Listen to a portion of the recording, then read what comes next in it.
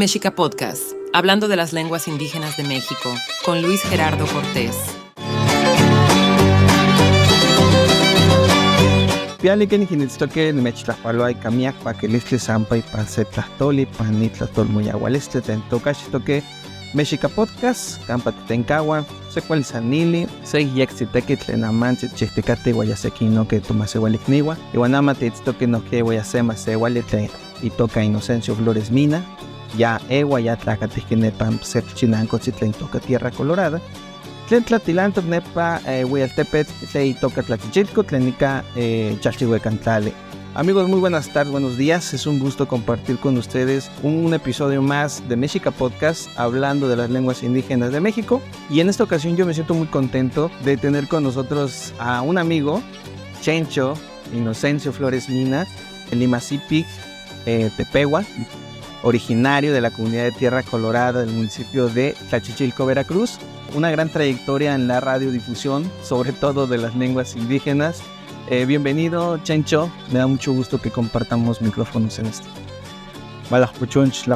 Muchas gracias por la invitación.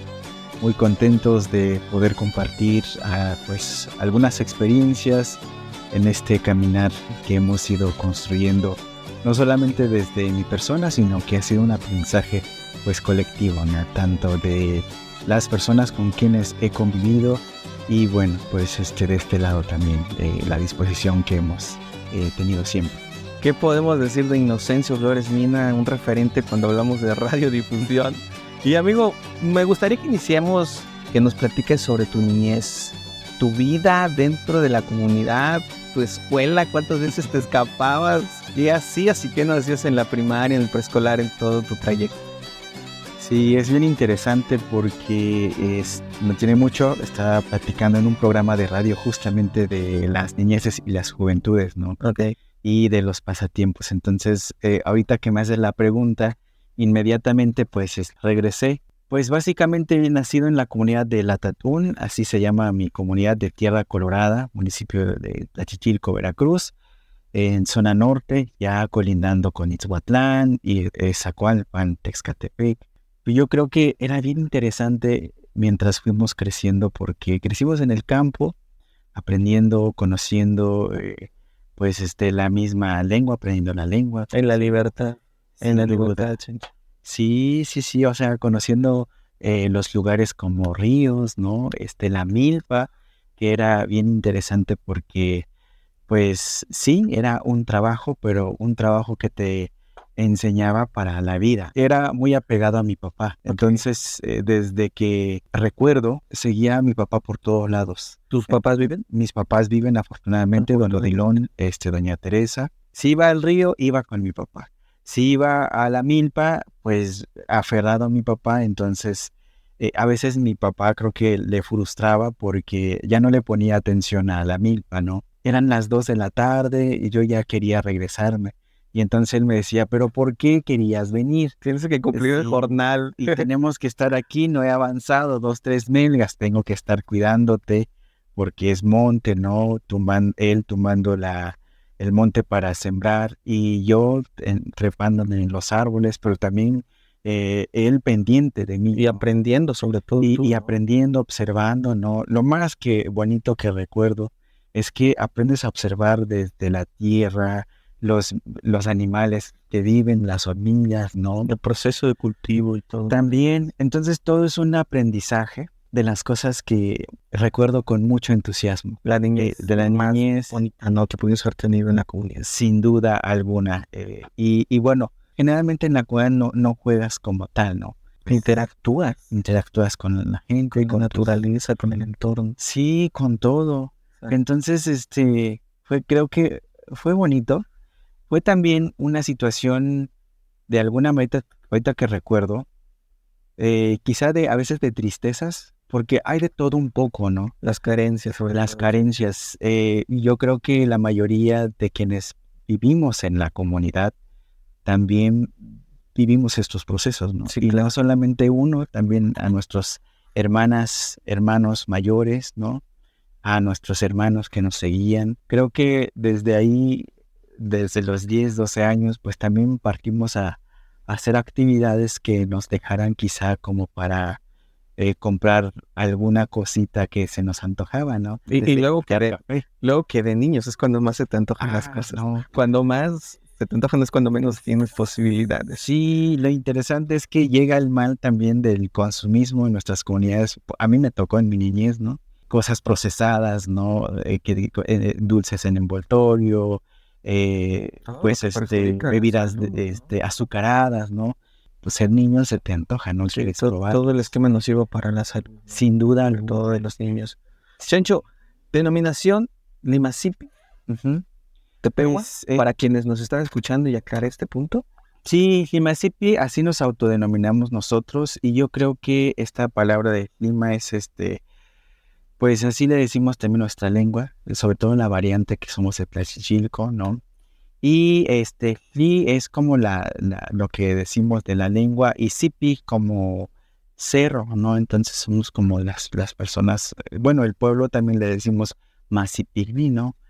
Personas que son dueños, dicen, de los cerros, ¿no? Entonces nuestra lengua también somos las personas que hablan la lengua. Los dueños de la lengua y los dueños del cerro. No, el término Masipini, así nos denominamos como pueblo, y que significa personas que vienen del cerro. Algunos dicen que somos personas dueños de los cerros, ¿no? Entonces es bien interesante, que habría que seguir matizando, ¿no? Porque dueños en la comunidad, o desde que yo tengo razón, no necesariamente somos dueños de, sino que el entorno somos parte de. Entonces, pero así se interpreta. Es un todo en su conjunto, ¿no? Efectivamente, pero Comunalidad, sentido de comunalidad, ¿no? sin duda. Pero dicen que como pueblo somos personas de la montaña, o somos personas dueños de los cerros, o personas que vienen del cerro, ¿no? De acuerdo. Y pues la lengua Li es como el que dice que es hablante de Limasipi, pero pues se relaciona también porque Sipi es cerro. Entonces, pues sí, la lengua, así nos autodenominamos de esa manera. Chencho, ¿tu educación dónde fue? Sí, creo que la mayor parte de la educación que he recibido ha sido en mi comunidad, Tierra Colorada, porque ahí es donde cursé el preescolar, un año, si no mal recuerdo, ya si no, mi mamá seguramente se acuerda mejor. 6 años, sin duda. Pero 6 años de primaria me acuerdo muy bien. Posteriormente hago la secundaria en el municipio, en Tlaxcalco, en la cabecera municipal. ¿Viajabas todos los días? Caminábamos todos los días, porque antes, pues sí, estaba la brecha en la carretera, pero el transporte muy nulo, ¿no? Entonces, te levantabas sin acceso económico. Pues también sin acceso, y pues no había tantos carros como hoy, aunque hoy también las hay, pero está ya la situación bastante difícil.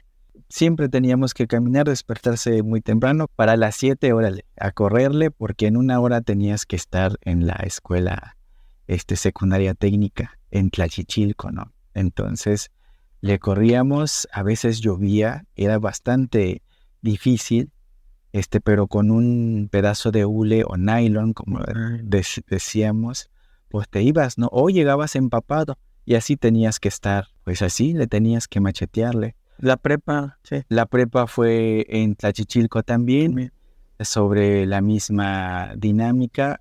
Telebachillerato. Entonces, pues habría que caminar todos los días, de ida y regreso. 2 horas diarias, y a correrle, porque de repente llegabas tarde. Algo que debemos decir es que creo que el sistema educativo nunca ha sido compatible con las comunidades, ¿sí? Porque a pesar de que te exigen, tanto en todos los niveles, zapatos, ropas de uniforme, que a veces no tienen ni al caso, siempre ha sido un factor, y yo creo que hay que cuestionarlo siempre. El exceso de exigencia de estas cosas, pues no ayudan en tu formación. 1, porque vas preocupado de que no tienes esto. 2, es que caes en esta discriminación con los compañeros, en la cual sí ellos pueden tener todos estos privilegios, o por lo menos tener estas cosas, ¿no?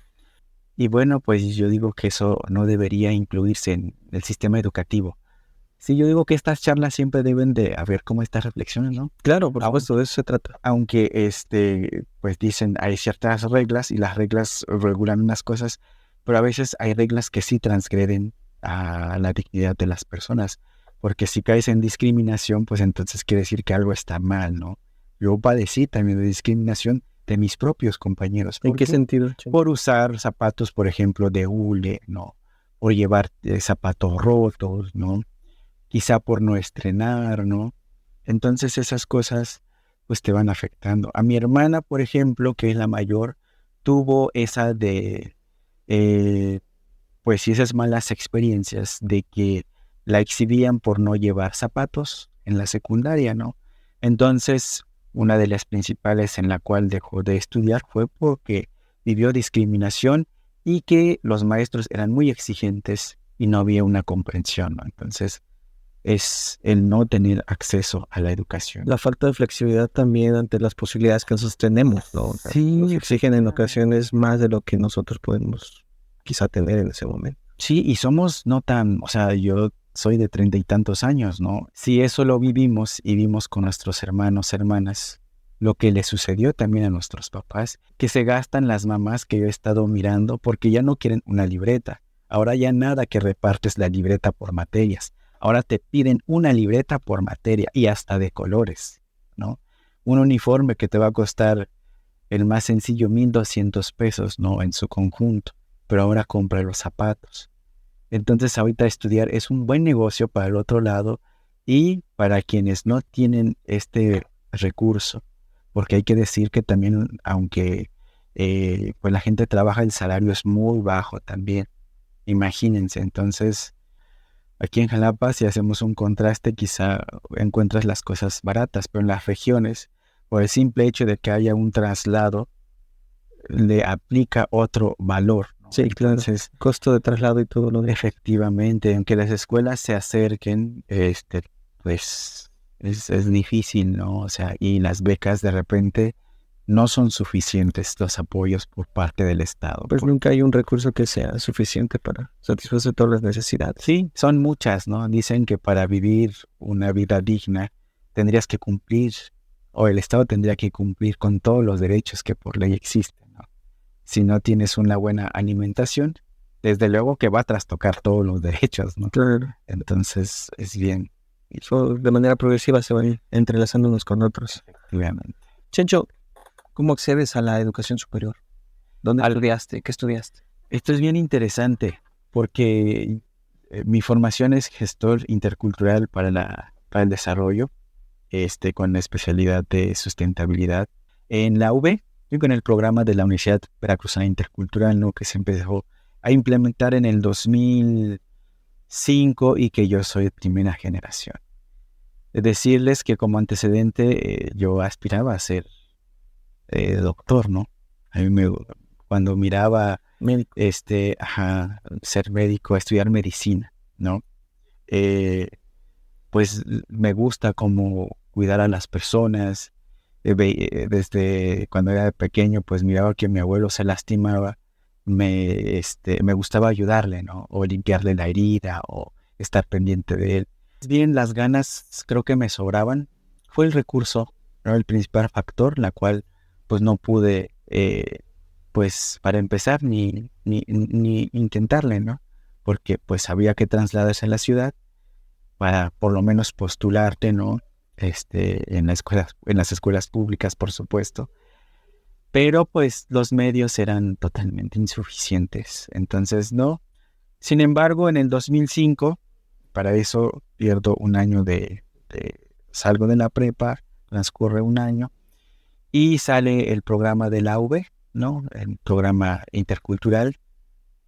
Entro en la UBI, que se ubica en Ixhuatlán de Madero, sede Huasteca, y ahí fue donde realicé mi formación profesional. Sí, entonces fue una situación también bastante complicado por los dineros, porque mi papá pues trabaja de campo y ustedes saben, quienes nos están escuchando, trabajar en campo lo único que sucede es que pues trabajas para comer del diario, ¿no? Vas a la milpa, si es que tienes parcelas, pues haces milpa y tienes maíz, ¿no? Y después hay que sembrar verduras para tener con qué acompañar pues las tortillas, ¿no? O ir al río o buscar hongos cuando sean temporadas, ¿no? O cazar, que también todavía nos tocó. Y entonces pues fue un poco difícil, sin embargo pues lo logramos y nos formamos como gestor intercultural. Chencho, ¿en qué momento llegas a la radio? ¿Cuándo dijiste la radio es para mí? Todo va entramado porque después de terminar la universidad o incluso estando en la universidad empecé a experimentar programas de radio. Entré en creo que en un programa que se llama Inhuber, sí, y nos daban un apoyo muy modesto. Y hacíamos, se supone, programas de radio, ¿no? Entonces en la UBI improvisamos una cabinita, un cuartito como de 2x2, bastante chiquito. Incluso creo que fue más pequeño porque apenas cabía un escritorio y una computadora forrado con conos de huevo. Y entonces se supone que empezamos a hacer producción. Eran de 15 minutos, los enviamos en Jalapa, de Ixhuatlán a Jalapa, y se supone que esos programas pasaban al aire. Nunca supimos. Nunca los escucharé. Nunca los escuché. Bueno, confiemos en la buena voluntad. Exacto.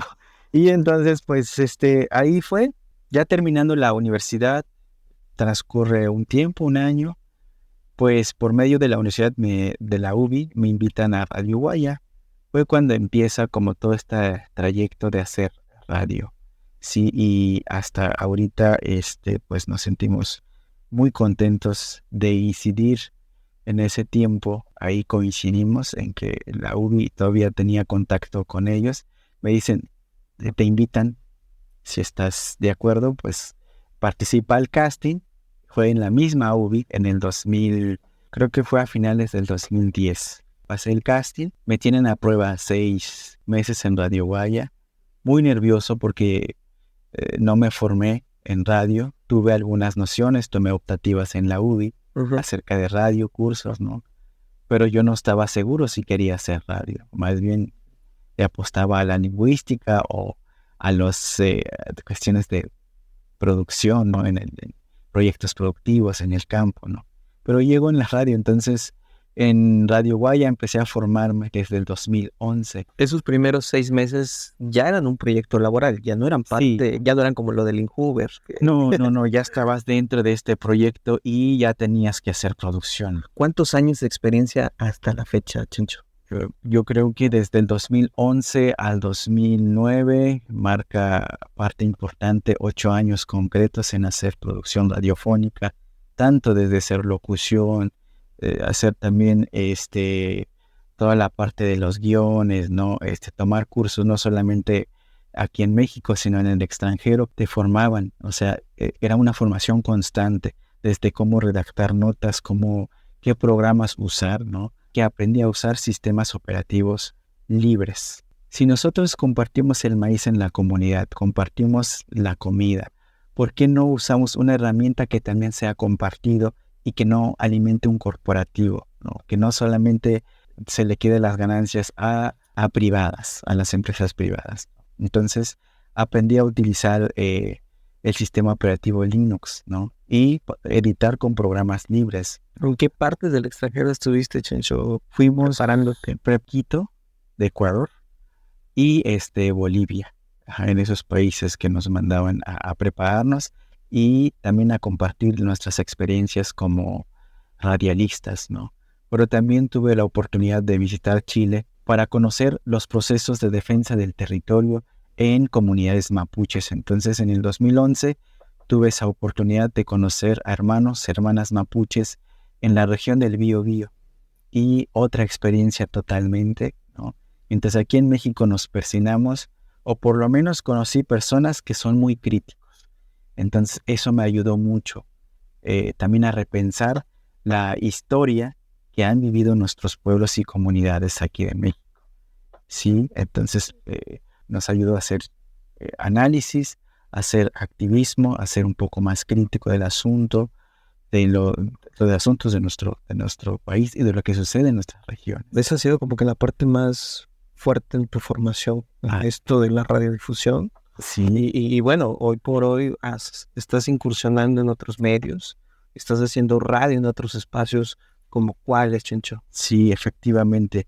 Yo creo que ahí aprendimos a hacer comunicación popular. Radio es comunitaria, radio popular, ¿no? Entonces, hace 5 años dejamos el proyecto de Radio Guaya porque hay que continuar ciertos procesos, ¿no? Inquietudes. Conforme pasaron los tiempos, en el 2021 logramos concretar pues un proyecto radiofónico, específicamente una radiorevista, un proyecto de radiorevista que se llama Xalec Chivintin Puta Blanca, en Veracruz.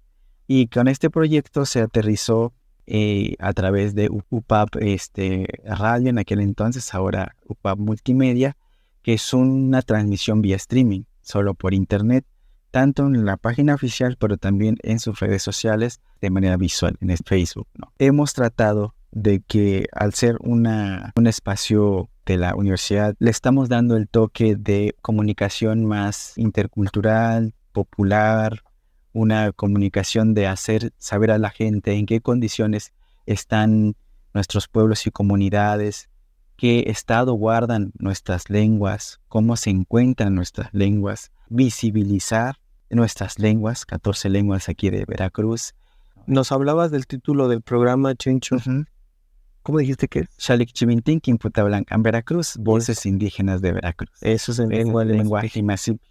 Sí, y justamente cumplimos 3 años este 8 de septiembre de estar transmitiendo. 3 años. 3 8 años. de septiembre. El 8 de septiembre del 2024. Un reto porque ha sido una colaboración de suma de tanto UPAP, también de la academia, ¿no? Y que ha sido un espacio también de formar a personas hablantes de lenguas indígenas, mis compañeros que son de la Academia Veracruzana de las Lenguas Indígenas.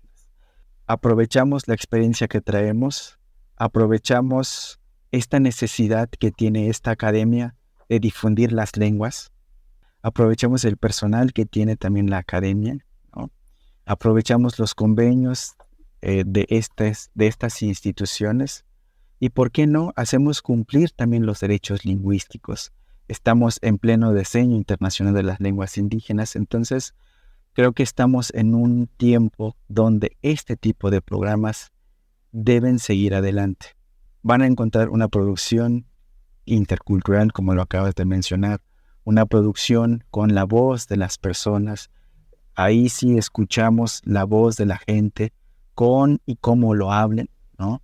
Entonces, porque lo importante, la comunicación popular es lo que busca, no ser perfectos, sino escucharnos, ¿no? Y pues acabamos de cumplir un año también de otra radiorevista, otro proyecto radiofónico en Radio Más, y se llama Voces que Resisten. Quinta Puhuancán, Nito las Putma Quinta Chuhuincán. Nuestros pensamientos, voces que resisten, que es un programa que iniciamos en agosto pasado. También es una radio. Es una radiorevista en colaboración con la academia. Aprovechamos esta necesidad que hay y la colaboración que existe entre Radio Más y la ABELE. Pues nosotros también debemos de insistir en que haya espacios de este tipo. Chencho, ¿en qué medida o en qué aspectos la radiodifusión incide de manera positiva o negativa en los derechos lingüísticos de los indígenas de México? Esto es bien interesante porque la radio, por ejemplo, tiene un alcance importante. Muchas de las personas piensan que ella es obsoleta. Sin embargo, pues la radio sigue estando vigente. La gente se acompaña con la radio. Y más si nosotros usamos su lenguaje. Más si nosotros hablamos su lengua. Si nosotros empezamos a hablar a través de estos medios, la lengua náhuatl, la lengua ximacipi, la lengua nuntahuyi, la lengua ore, la lengua tunzaví, la lengua zapoteco, mazateca y otras lenguas que existen, ¿no? Si lo hablamos desde la radio, los hablantes se motivan, dicen, nuestra lengua también ya se escucha en la radio. Y si nosotros inyectamos también campañas de sensibilización, decimos a través de la radio, de la importancia que tienen nuestras lenguas, porque son conocimiento, son ciencia, son diversidad, son derechos, son paz, toda la gente pues se motiva. Ese es un impacto de manera exponencial, ¿no? Entonces, quienes se dejan acompañar con estos medios, pues empezamos a despertar ese interés, ¿no? Chencho, en este ejercicio que tú has realizado de tocar puertas en diferentes espacios radiofónicos, ¿te has topado, has encontrado con alguna discriminación lingüística? Algo que sea así palpable que te haya sucedido. Sí, más bien yo creo que son en este contexto de la producción radiofónica, ¿te refieres? Sí. Hay gente que de repente, como experiencias concretas, cuando estuve en Radio Guaya, pues me dice, ay, se equivocó, ay, no habla bien, ay, no menciona como no habla el español como debe de ser, ¿no? Sin embargo, esa es una forma de discriminar, ¿no? Y te escriben por las redes sociales de que no sabes hablar, de que no sé qué, ¿no? Sin embargo, pues es el desconocimiento de la interferencia lingüística, ¿no? Porque nosotros tenemos nuestra lengua materna, pero además aprendimos una segunda lengua que es el español, ¿no? Se adjudica eso, ¿no? La falta de conocimiento, y sí, es una parte de discriminar, también el hecho de que de repente muchas instituciones no le inyecten pues recursos, La falta de voluntad. no le fomenten también estas acciones para visibilizar la lengua, pues por supuesto es una falta de nuestros derechos que tenemos, ¿no? ¿Cuáles son los retos, Chencho, que podemos ver más próximos para la radiodifusión? ¿Qué nos toca hacer a nosotros los indígenas? Yo creo que lo que nos toca como hablantes, como personas Mazipinín, como personas náhuatl, es seguir exigiendo, ¿sí? Y nos vamos a topar con una situación de que no hay recursos para seguir fomentando las lenguas, pero eso siempre ha venido sucediendo, ¿no? Lo que nos toca es exigir, lo que nos toca es posicionar nuestra lengua en estos medios de comunicación, llevar nuestra lengua en los espacios como Radio Más, por ejemplo, que es una radio del Estado, en la cual tiene ese deber y compromiso de dedicarle también más espacios donde se escuche la lengua, y de sumar fuerzas también con instituciones. La misma sociedad debe de sumarse para que caminemos juntos y se reconozca y nos respeten nuestros derechos lingüísticos. No quedarnos callados y conformes. Lo que nos toca es eso, que la lengua tenga presencia no solo en la radio, sino en otros espacios educativos, también en el ámbito de la salud, la justicia, desde luego. Efectivamente, nos toca ir institucionalizando nuestras lenguas, ¿sí? Pero también hay que tener cuidado, no caer en de ser una élite de especialistas quienes decidan cómo se va a hablar nuestra lengua, que es lo que critica también esta parte que le llaman la glotopolítica, ¿no? Entonces, Tiene que ser transversal. Tenemos que cuidar esta parte de que un grupo de hablantes decida cómo va a hablarse la lengua, cómo se va a escribir la lengua. Por supuesto, parte de la evolución de la lengua tiende a hacer normas de escritura. Tan es así que ya tenemos 23 normas de escritura, es lo que muestra el INADI. El Tepehua es una de ellas, ya se normó de cómo se debe de escribir. Y para tomarlo como herramienta y poder escribir la lengua, pero no caer en esta idea de que quizá en los espacios académicos sí, porque debemos pues las reglas, ¿no? Sin embargo, si la gente quiere escribir, hacer literatura en la lengua y decide cómo escribir, pues será cada quien. Solamente para términos académicos, entonces tendríamos que institucionalizarlo. Yo creo que para trámites también gubernamentales, por ejemplo, en las actas de nacimiento, porque tiene que haber una correspondencia. Sí, claro. ¿No? Entonces, pero habrá gente que diga yo no quiero usarlo, pero cuando se acerquen otros espacios donde estrictamente se va a usar la norma de escritura, pues tendrá que apegarse a ello, ¿no? Sigamos viendo de qué manera vamos a implementar estrategias para que las lenguas no se pierdan. El Limasipi está en riesgo, por supuesto, al igual que 37 lenguas más, ¿no? Chencho, hablando de Tierra Colorada, del municipio de Tlachichilco, ¿cuál es la tradición, la costumbre más fuerte en este pueblo Limasipi? La Tatún, Tierra Colorada, Tlachichilco, Veracruz. Creo que los pilares todavía de que se conservan propiamente las fiestas, las prácticas culturales es el Día de Muertos. Ixcatán Quininican. Ese es el Día de Muertos. Ese es el Día de Muertos. Ixcatán, Quininican. Ixcatán, Quininican. Quininican.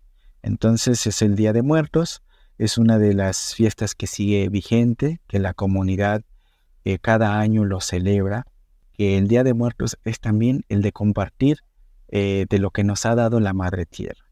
Otro ritual o fiesta que podemos ver y que se ha ido transformando, todas las fiestas, las prácticas culturales se van evolucionando, constantemente retomando, porque son vivos, ¿no? Entonces, y desafortunadamente a veces retoman muchos elementos de lo que vemos ya en estos tiempos, se transforman, ¿no? Entonces, es el carnaval que se lleva a cabo, depende mucho del calendario, que de por sí ya lo usamos siempre, ¿no? Ya lo relacionan también con la Semana Santa. Uh-huh. Es una otra cosa de la evolución que ha El habido. sincretismo que también se va generando. Sí, toda esta mezcla, ¿no?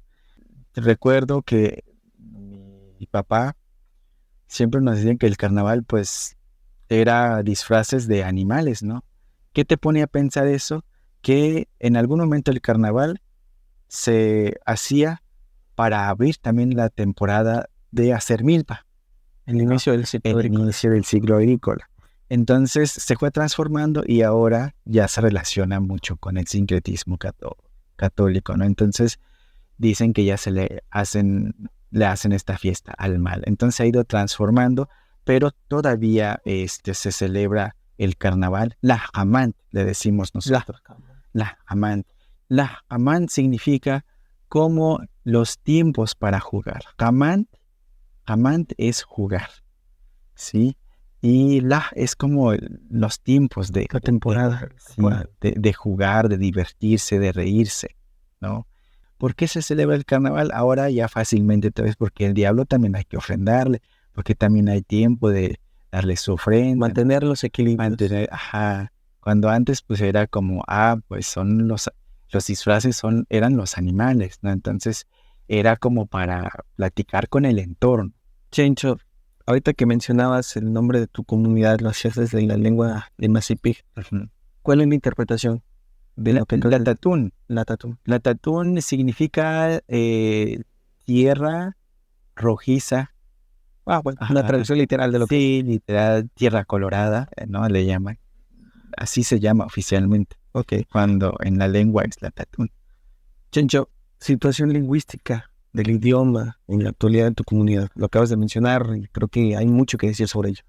Sí, aquí es importante porque no solamente es lo que yo observo, sino también lo que observan otros compañeros. Conozco un compañero que también es Limasipi, hablante Limasipi, es Masipini, Agustín Zenobio, ¿no? Hemos platicado en varios momentos y lo que hemos notado es que las nuevas generaciones no están hablando la lengua. Pero aquí es bien importante también recalcar, no es de que ellos no quieran aprender, también las personas adultas, ¿sí? No le están queriendo enseñar la lengua a la niñez o a las niñeces, ¿no? Entonces, hay como una situación de que a veces le echamos a la culpa a los niños, a las niñas, pero también es en tanto de que la gente mayor no le está hablando.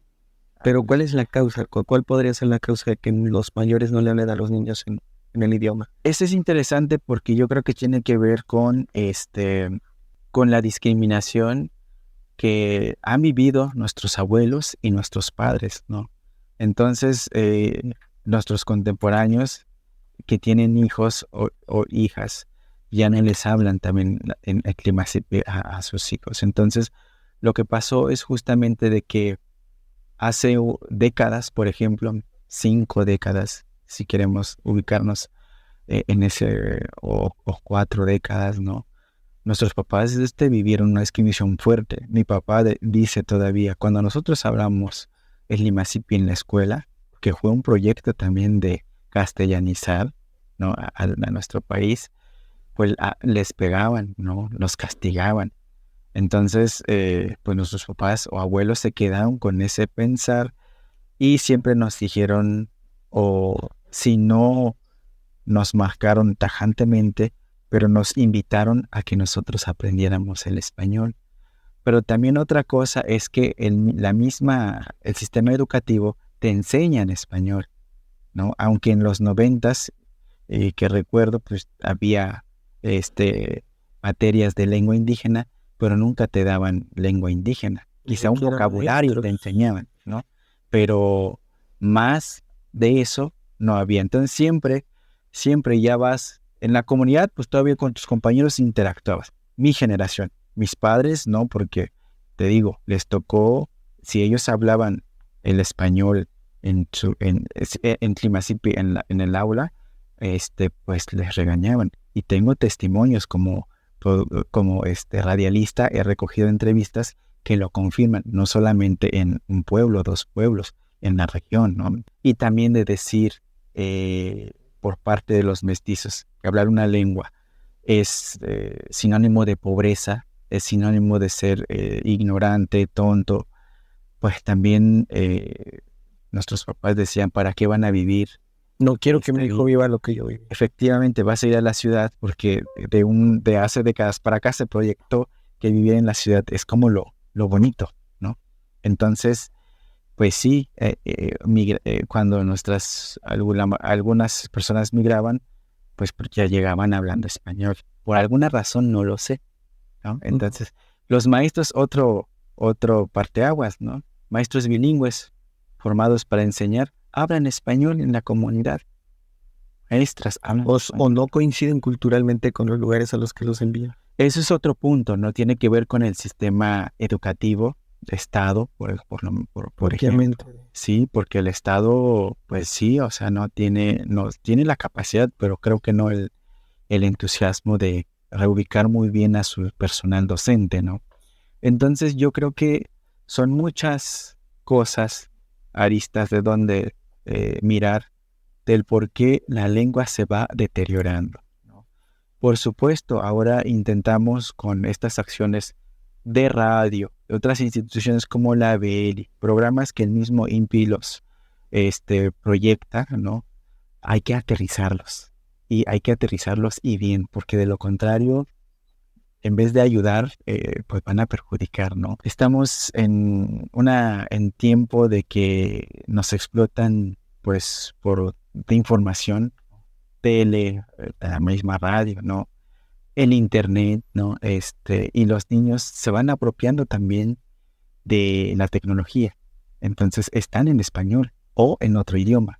Eso también es otro factor, ¿no? Entonces, afortunadamente en estos tiempos ya ha habido activismo de gente que se interesa de trabajar en esta parte, ¿no? Incursionar las lenguas hacia la tecnología, pero no es un proceso que va a ser de la noche a la mañana. Chencho, ¿qué proyecto tienes? Me imagino que con la inquietud que te caracteriza, sobre todo en esto de la radiodifusión, algo que nos quieras adelantar como primicia.